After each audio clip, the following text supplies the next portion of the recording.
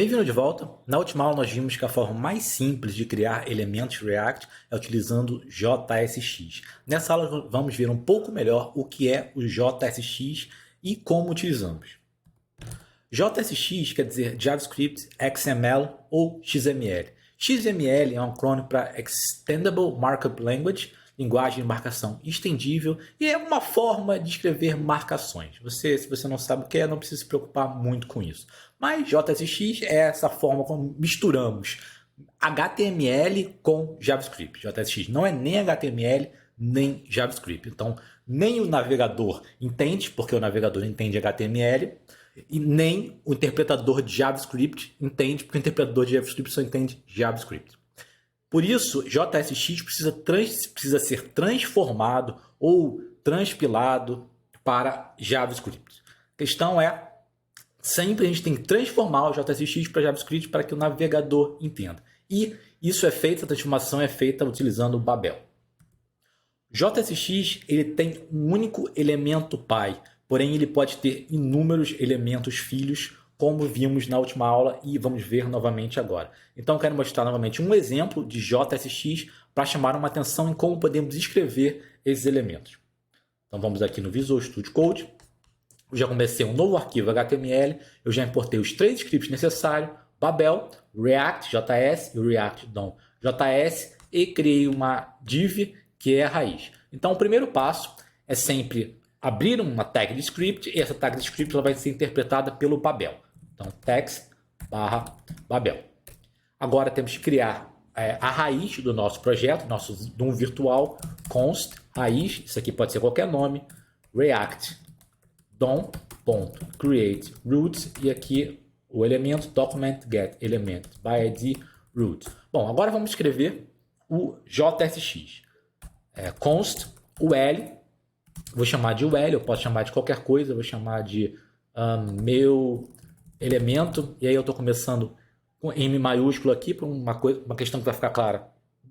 Daqui a pouco, agora não, a partir da próxima aula, acredito, vamos colocar o nosso JSX. Por exemplo, pode ser uma lista não ordenada, UL,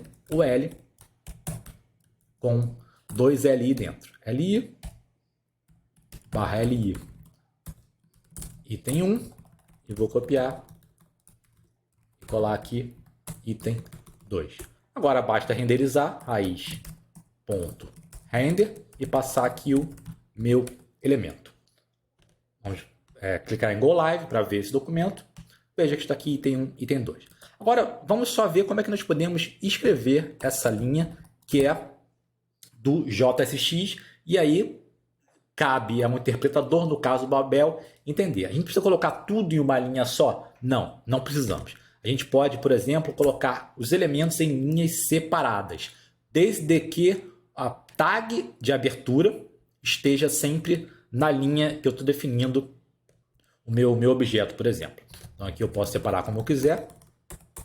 O L, salvar, veja que não deu erro. Eu posso colocar isso em uma segunda linha? Assim, não. Se nós salvarmos, você vai ver que... olha, pode. Não achei que podia. Geralmente não pode. Geralmente tem que botar parênteses, mas aqui ele não reclamou. Mas geralmente quando a gente vai ver em termos de funções, temos que colocar um parênteses. Mas você pode separar em várias linhas se você quiser. Outra questão. Veja que tem um elemento pai apenas e aí pode ter vários elementos filho. Deixa eu copiar. Colar aqui.